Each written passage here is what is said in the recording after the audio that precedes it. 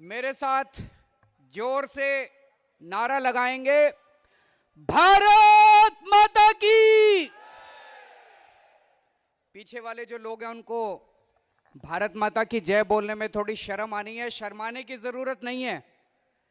सब लोग मुट्ठी बंद करेंगे, हाथ ऊपर करेंगे और पूरे दिल से बोलेंगे, भारत माता की। इनकलाब, इनकलाब, वंदे वंदे, जय सरदार, जय सरदार। केम छो? मजामा। आज यहाँ पे आए हुए सभी भाइयों, बहनों, माताओं, बुजुर्गों, बच्चों, पूरे गुजरात के कोने कोने से इतनी भारी संख्या में आज यहाँ पे लोग पहुँचे हैं और इतनी देर से आप लोग शांतिपूर्वक बैठ के इंतज़ार कर रहे हैं और सुन रहे हैं। इसके लिए आप सब लोगों को मेरा नमस्कार, मेरा प्रणाम। आज सूरत में आके बहुत अच्छा लग रहा है। सूरत में मुझे 10 जुलाई को आना था। जून के महीने में सूरत के कुछ व्यापारी मेरे पास आए। दिल्ली में हम लोगों ने व्यापारियों के लिए बहुत काम किया है। दिल्ली में हमने वैट टैक्स कम कर दिया, सब चीजों पे कम कर दिया टैक्स। हमने व्यापारियों के ऊपर रेड बंद कर दी। हमने व्यापार का सरलीकरण किया। तो जून के महीने में सूरत के कुछ व्यापारी आए मेरे पास, बोले सर हम पूरे गुजरात के व्यापारियों की एक सभा करना चाहते हैं सूरत में, आप आएंगे? मैंने कहा जरूर आएंगे। उन्होंने कहा आप आइए और बताइए कि किस तरह से दिल्ली के अंदर व्यापार को सरल किया गया है। 10 जुलाई की डेट तय हुई, लेकिन दोस्तों मुझे जान के ये ताज्जुब हुआ कि सभा के 10-15 दिन पहले जिस हॉल में सभा होनी थी, उस हॉल के लोगों के पास, मैनेजमेंट के पास, गुजरात सरकार के यहां से फोन गया कि अगर केजरीवाल की सभा कराई तो देख लो तुमको छोड़ेंगे नहीं। उस हॉल को कैंसिल करवा दिया गया। जो व्यापारी मुझे बुलाने के लिए आए थे, उनके पास गुजरात सरकार से फोन गया कि अगर तुम लोगों ने केजरीवाल की सभा करवाई तो तुम्हारे ऊपर रेड करवा देंगे। उन व्यापारियों का मेरे पास फोन आया, कहते हैं सर आप तो अपने हैं, ये गुजरात सरकार हमें नहीं छोड़ेगी। अगर हमने आपको बुला लिया तो हमें सभा कैंसिल करनी पड़ेगी, आप बुरा मत मानिएगा। मैंने कहा इसमें बुरा मानने की कोई बात नहीं है, लेकिन मुझे यह जान के ताज्जुब हुआ कि इस तरह का माहौल गुजरात के अंदर चल रहा है कि अगर कोई सभा करवाना चाहे किसी राज्य के मुख्यमंत्री की, तो उसको कुचलने का डर दिखाया जाता है। आज ये जो सभा होनी थी, इस मैदान की जब परमिशन मांगी गई तो सूरत के अथॉरिटीज ने परमिशन देने से मना कर दिया। ये तो हम शुक्रिया अदा करते हैं गुजरात हाई कोर्ट का कि उनके आदेश के बाद आज ये सभा यहां पे आयोजित की गई है। दोस्तों, पिछले 2-3 महीने में मेरा कई बार आना हुआ गुजरात, कई लोगों के घर गया, और जो माहौल मैंने गुजरात के अंदर देखा है दोस्तों, वो माहौल वाकई दिल दहला देने वाला है। पूरा दमन का माहौल है कि अगर कोई भी गुजरात सरकार के खिलाफ, अगर कोई भी भाजपा के खिलाफ आवाज उठाने की कोशिश करेगा तो उसे कुचल दिया जाएगा। पिछले साल पाटीदार आंदोलन हुआ, शांतिपूर्वक आंदोलन हुआ, बहुत बड़ा आंदोलन हुआ 25-26 अगस्त को। पाटीदार न्यायपूर्ण तरीके से हक मांग रहे थे। अनामत का हक मांग रहे थे। सरकार को वो पसंद था कि नहीं था, ये अलग बात है, लेकिन इस देश के अंदर हर व्यक्ति को अपना हक मांगने का अधिकार है। शांतिपूर्वक हक मांगने का अधिकार है हर व्यक्ति को। शांतिपूर्ण तरीके से पाटीदार अपना हक मांग रहे थे, लेकिन 26 अगस्त के दिन निहत्थे लोगों के ऊपर गोली चला के कई पाटीदार लड़कों को शहीद कर दिया गया। मैं भी कल परसों उनके कईयों के घर गया था। मेहसाना में मैं निशित के घर गया, मयूर के घर गया, कामली गांव में मैं कन्नू भाई जी के यहां गया, महेश के यहां गया। उन्होंने जो अपनी पूरी कहानी बताई, उनके परिवार वालों ने दिल रो पड़ा। उन्होंने बताया कि किस तरह से कोई हिंसा नहीं थी, कुछ नहीं थी। इनमें से एक लड़का तो बेचारा सुबह दूध लेने के लिए गया था। उसने देखा कि सड़क के ऊपर कुछ लोग चल रहे हैं, वो भी उनके साथ चलने लगा। अचानक पुलिस की गोली आकर उसको लगी। उसका क्या कसूर था? हमारे ये पाटीदार समाज के लड़के आतंकवादी नहीं थे, ये हमारे देश के नागरिक हैं। इनका क्या कसूर था? इनको क्यों गोली मारी गई? इनके परिवार वालों की एक ही मांग है, एक ही मांग है इनके परिवार वालों की, न्याय चाहिए। उन्होंने कहा सर हमें न्याय चाहिए। मैंने कहा क्या मतलब है तुम्हारा? बोले जिन लोगों ने हमारे लड़कों के ऊपर गोली चलाई उनको फांसी की सजा मिलनी चाहिए, उनको सख्त से सख्त सजा मिलनी चाहिए। मैंने कहा किसको मिलनी चाहिए? पुलिस वालों को? उन्होंने कहा नहीं सर, पुलिस वाले अपना काम कर रहे थे, पुलिस वालों को किसी नेता ने आदेश दिया था गोली चलाने के लिए। किस नेता ने आदेश दिया था? किस नेता ने आदेश दिया था? जिस नेता ने पुलिस को आदेश दिया था गोली चलाने का, उस नेता को सजा दिलवा के रहेंगे दोस्तों। नहीं तो जिन लड़कों को गोली लगी उनकी आत्मा को कभी शांति नहीं मिलेगी, उनकी आत्मा को कभी शांति नहीं मिलेगी। गुजरात सरकार एक तरह से चैलेंज कर रही है, गुजरात की भाजपा सरकार चैलेंज कर रही है। क्यों चलवाई उन्होंने गोली? क्या जरूरत थी गोली चलाने की? पुलिस को निर्देश होता है कि अगर शांतिपूर्ण भीड़ हो तो उनके ऊपर गोली नहीं चलानी, और अगर गोली चलानी होती है तो पहले पैर के नीचे चलाई जाती है, सीधे सर के अंदर, गले के अंदर, छाती के अंदर गोली कभी नहीं चलाई जाती। उन्होंने गोली क्यों चलाई?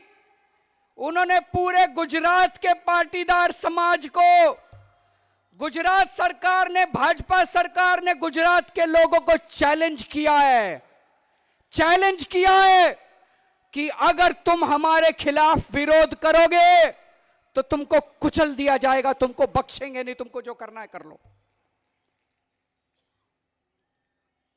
मैं कल श्वेतांग के घर गया। 25 तारीख की रात को, 25 अगस्त की रात को सरकार ने कई ऐसी कॉलोनियों के अंदर जहां पाटीदार समाज की बहुतायत थी, वहां पे पुलिस को भेज भेज के लाठीचार्ज किया था। श्वेतांग एक लड़का है, उसको पुलिस वाले उठा के ले गए, उसको पूरी रात इतना पीटा, इतना पीटा, उसको घर से उठा के ले गए। वो सड़क पे भी नहीं जा रहा था, उसको घर से घसीट के ले गए और पूरी रात इतना पीटा, इतना पीटा, इतना पीटा कि सुबह तक उसकी मौत हो गई। दोस्तों, पूरे पाटीदार समाज के कितने लड़कों के अंदर ऊपर झूठे मुकदमे लगा दिए गए, झूठे केस लगा दिए गए। वो आज भी बेचारे कोर्टों के चक्कर काट रहे हैं। मैं पूछना चाहता हूं कि हार्दिक पटेल का क्या कसूर है, हार्दिक पटेल के ऊपर मुकदमा क्यों चलाया जा रहा है।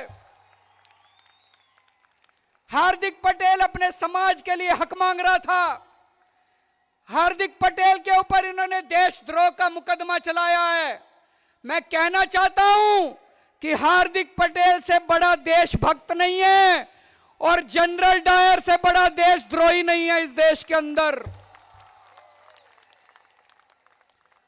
लेकिन फिर मैं कहना चाहता हूं, यह समझना पड़ेगा कि गुजरात सरकार पूरे गुजरात के लोगों को चैलेंज कर रही है कि अगर तुम हमारे खिलाफ आवाज उठाओगे तो हम तुमको छोड़ेंगे नहीं, बख्शेंगे नहीं, कुचल देंगे, मार डालेंगे, गोली से मार डालेंगे, जो करना है कर लो।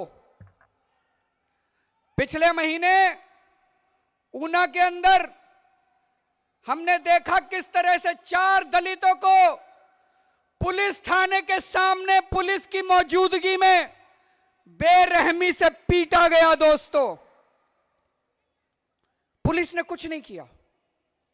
क्यों नहीं किया पुलिस ने कुछ? क्योंकि जो लोग पीट रहे थे वो भाजपा के गुंडे थे और पुलिस को कहा गया था कि जब ये भाजपा के गुंडे उनको पीटें तो कुछ नहीं करना है। मैं बधाई देना चाहता हूं पूरे दलित समाज को, मैं बधाई देना चाहता हूं जिग्नेश मेवानी को, जिसने पूरे दलित समाज को इकट्ठा किया, जिसने पूरे दलित समाज को खड़ा करके इसका विरोध किया है। दोस्तों, ऊना के अंदर जो घटना हुई वो अकेली घटना नहीं है। दलितों के अंदर ऊपर जगह जगह अत्याचार हुए हैं। मैं फिर से कह रहा हूं, गुजरात की भाजपा सरकार गुजरात के लोगों को चैलेंज कर रही है कि अगर तुम हमारे खिलाफ आवाज उठाओगे तो तुमको बख्शा नहीं जाएगा। दोस्तों,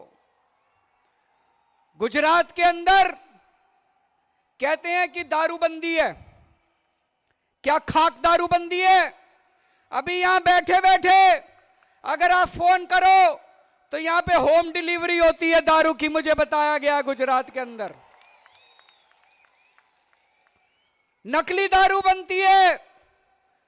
अभी कुछ दिन पहले सूरत के अंदर 19 लोगों की मौत हो गई नकली दारू से।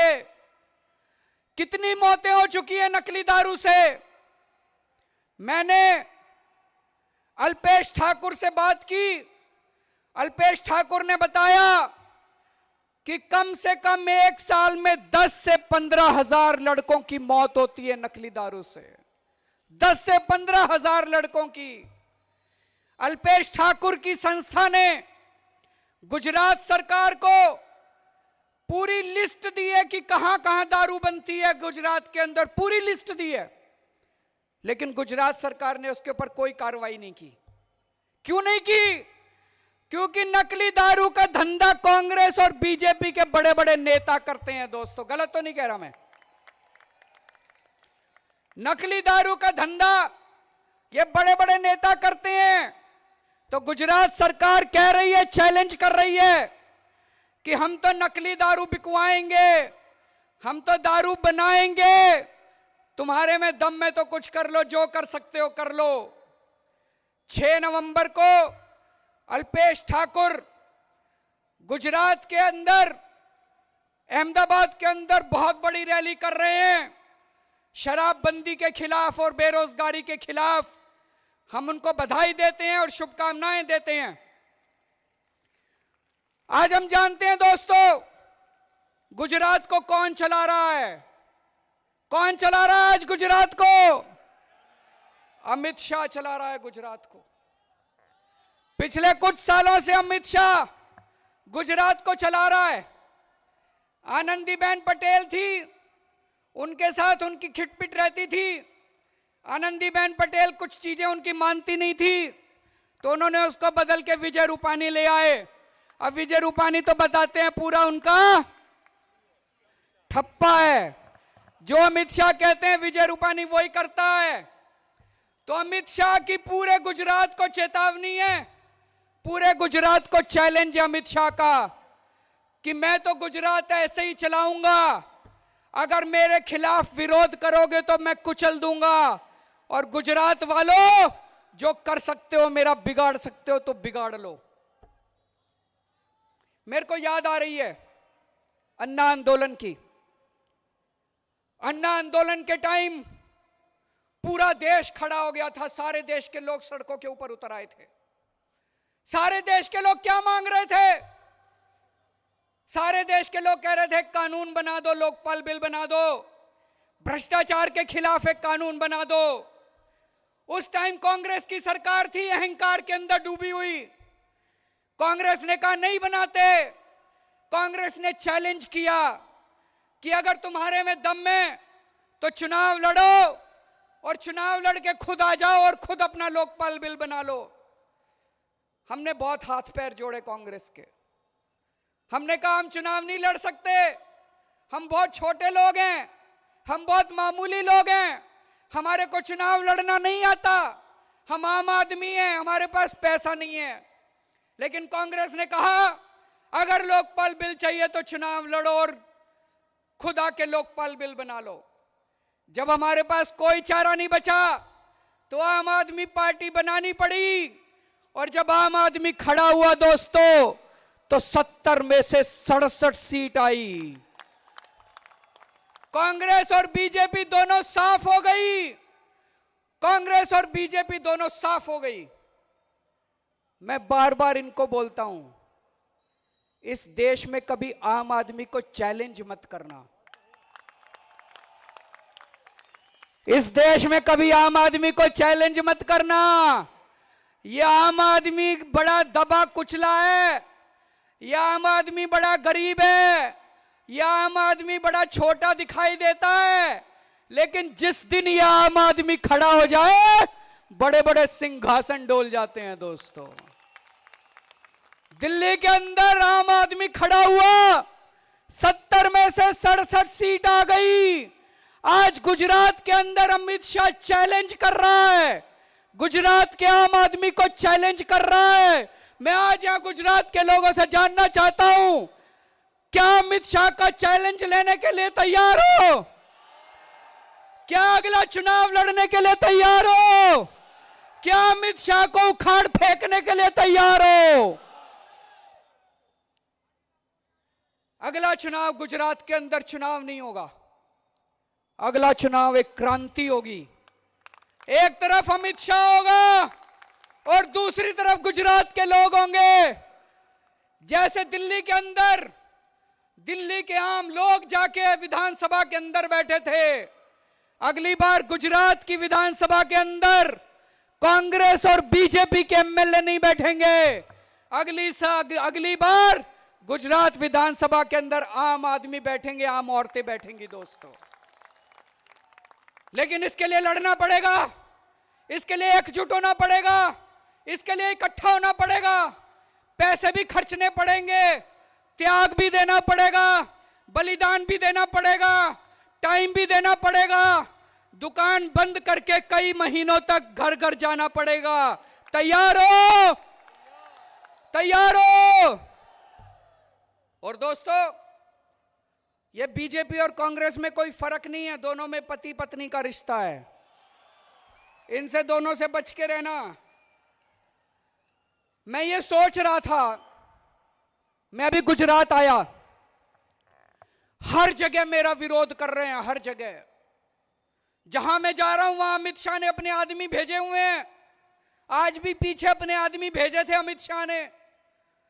यहां तक कि माता के मंदिर में गया, वहां भी अमित शाह ने अपने आदमी भेज दिए। इससे घिनौनी बात नहीं हो सकती, इससे गलत बात नहीं हो सकती।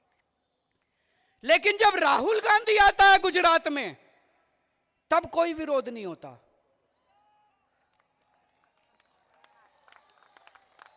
राहुल गांधी सगा लगता है इनका। राहुल गांधी आता है तो कोई विरोध नहीं होता। मैं सोच रहा था, आज हमारे एक और एमएलए को इन्होंने 14 एमएलए को गिरफ्तार कर लिया, आम आदमी पार्टी के 14 एमएलए को। कांग्रेस के एमएलए को गिरफ्तार किया क्या? एक भी एमएलए को, कांग्रेस के एमएलए को कांग्रेस के एमएलए को गिरफ्तार नहीं किया, रॉबर्ट वाड्रा को गिरफ्तार नहीं किया, आम आदमी पार्टी के एमएलए को गिरफ्तार।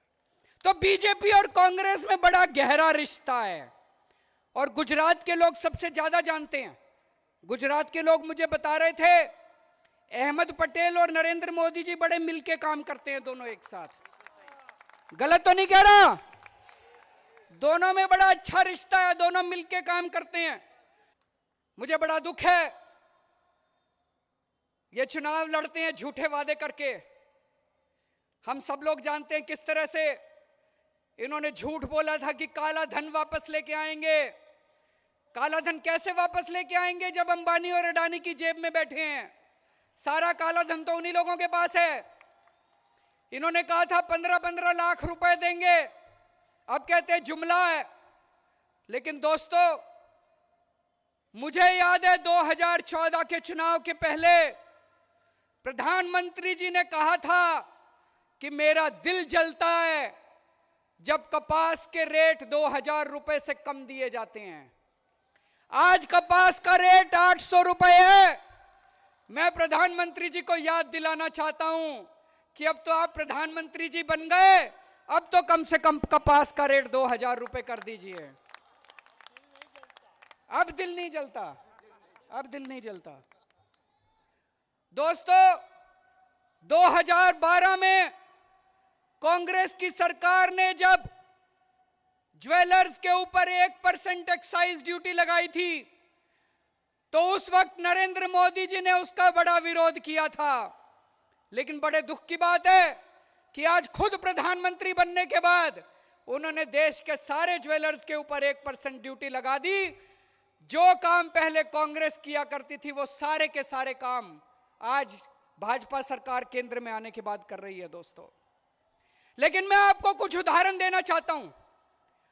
दिल्ली के अंदर लोगों ने ईमानदार पार्टी को वोट दिया, राजनीति को साफ किया, इसका कितना बड़ा असर हुआ दिल्ली के अंदर।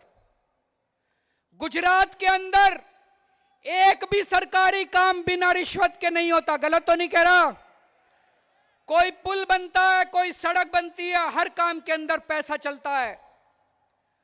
दिल्ली के अंदर अभी एक फ्लाईओवर बना, कांग्रेस के टाइम में, शीला दीक्षित के टाइम में बनना चालू हुआ था। 325 करोड़ का फ्लाईओवर बनना था। आपकी ईमानदार सरकार ने, आम आदमी की सरकार ने 325 करोड़ का फ्लाईओवर 200 करोड़ के अंदर बना के तैयार कर दिया। दोस्तों, कभी सुना आप लोगों ने 300 करोड़ का काम सरकार में बनते बनते बनते बनते 1000 करोड़ का होते तो देखा है, लेकिन 300 करोड़ का काम 200 करोड़ के अंदर बनते हुए नहीं देखा कभी। 125 करोड़ रुपए बचाए हम लोगों ने। कैसे बचाए? ये 125 करोड़ रुपए नेताओं की और अफसरों की जेब में जाया करते थे। अब दिल्ली में ईमानदार सरकार है, हम पैसे खाते नहीं हैं, तो 125 करोड़ रुपए बच गए। दोस्तों, एक साल में हम लोगों ने 5 फ्लाईओवर बनाए। 5 फ्लाईओवर में हमने 350 करोड़ रुपए बचा लिए। 350 करोड़ रुपए। फिर मैंने अपने सारे कैबिनेट की मीटिंग करी। कैबिनेट की मीटिंग करके मैंने पूछा कि भाई ये 350 करोड़ रुपए बच गए, अब इसका क्या करें? तो हमने तय किया कि दिल्ली के सारे सरकारी अस्पतालों के अंदर हमने सारी दवाइयां और सारे टेस्ट, सारा इलाज हमने फ्री कर दिया। दोस्तों, पूरे भारत के अंदर अकेला दिल्ली राज्य है जहां पे सरकारी अस्पतालों के अंदर सारे टेस्ट और सारी दवाइयां फ्री हैं। पहले अगर कोई मरीज जाता था सरकारी अस्पताल में, खिड़की के ऊपर अगर 5 दवाई लिखते थे तो उसे 1 दवाई मिलती थी। अब मैंने डॉक्टरों को बोला है पैसे की कमी नहीं होने दूंगा, लेकिन एक भी दवाई, हर दवाई चाहे 2000 रुपए की दवाई हो, हर दवाई सरकारी अस्पताल के अंदर मिलनी चाहिए। गरीबों को दवाई की कमी नहीं होनी चाहिए। जब मैं दिल्ली का मुख्यमंत्री बना, दिल्ली में बिजली सबसे महंगी थी। आज मुझे ये कहते हुए खुशी हो रही है कि पूरे देश के अंदर आज दिल्ली में बिजली सबसे सस्ती है। दोस्तों, मैं आपको, अगर दिल्ली के अंदर कोई 200 यूनिट बिजली खर्च करता है, कोई घरेलू आदमी 200 यूनिट बिजली दिल्ली में खर्च करता है, तो उसका 462 रुपए का बिल आता है। गुजरात के अंदर 200 यूनिट बिजली खर्च करता है तो उसका 924 रुपए का बिल आता है। दिल्ली के अंदर कोई 400 यूनिट बिजली खर्च करता है तो उसका 1150 रुपए का बिल आता है। गुजरात के अंदर कोई 400 यूनिट बिजली खर्च करता है तो उसका 2100 रुपए का बिजली का बिल आता है। गुजरात के अंदर बिजली के दाम दिल्ली से पूरी तरह से दुगने हैं दोस्तों। दिल्ली के अंदर हमने मोहल्ला क्लिनिक बनाए, झुग्गी बस्तियों के अंदर, गली गली के अंदर। मोहल्ला क्लिनिक मतलब एक छोटा सा क्लिनिक है, उसमें डॉक्टर बैठता है, एयर कंडीशन क्लिनिक है, सारी दवाइयां फ्री है, सारे टेस्ट फ्री है। पूरी दुनिया के अंदर उसका नाम हो रहा है दोस्तों, पूरी दुनिया के अंदर। और इस बार पहली बार हुआ है गुजरात के अंदर भी, मैंने सुना है कि शिक्षा बहुत महंगी होती जा रही है। क्यों? क्योंकि पूरा का पूरा शिक्षा माफिया है। शिक्षा माफिया पैसे देता है सरकार को और हर साल स्कूल फीस बढ़ाते रहते हैं, हर साल स्कूल फीस बढ़ाते रहते हैं। इस बार पहला साल है दिल्ली के अंदर, हम लोगों ने दिल्ली के स्कूल में फीस नहीं बढ़ाने दी किसी भी स्कूल को। कुछ प्राइवेट स्कूलों ने फीस बढ़ाई थी, हमने ऑर्डर करके उनकी फीस कम करवाई और उनको सबको, जितने पेरेंट्स हैं सबको बढ़ी हुई फीस हमने रिफंड करवाई है दोस्तों। पहली बार हुआ, बढ़ी हुई फीस रिफंड करवाई है हम लोगों ने। बहुत सारे काम किए किसानों को। गुजरात के अंदर किसान आत्महत्या कर रहे हैं, लेकिन दिल्ली के अंदर पिछली साल बेमौसम बारिश हुई, किसान मेरे पास आए, मैं उनके गांव गांव में गया, मैंने उनकी फसलों का जायजा लिया और हमने दिल्ली के किसानों को 50,000 रुपए हेक्टेयर के हिसाब से मुआवजा दिया। 50,000 रुपए हेक्टेयर। लाल बहादुर शास्त्री ने कहा था, जय जवान जय किसान। आज किसानों की जमीनें छीनी जाती है, उनको कौड़ियों के हिसाब से पैसा दिया जाता है, उनकी जमीन भी छिन जाती है और बेचारे किसी लायक नहीं रहते।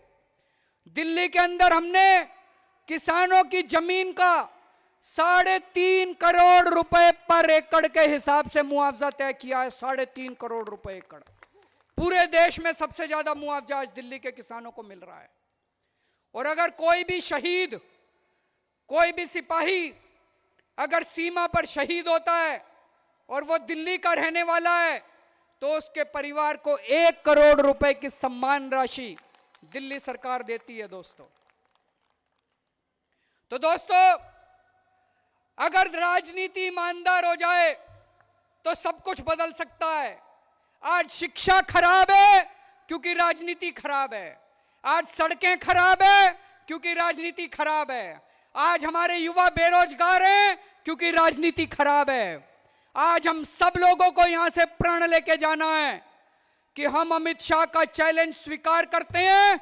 आने वाले चुनाव गुजरात के लोग लड़ेंगे और गुजरात के लोग आने वाले समय में गुजरात की राजनीति साफ करेंगे, जैसे दिल्ली के लोगों ने करके दिखाई थी दोस्तों।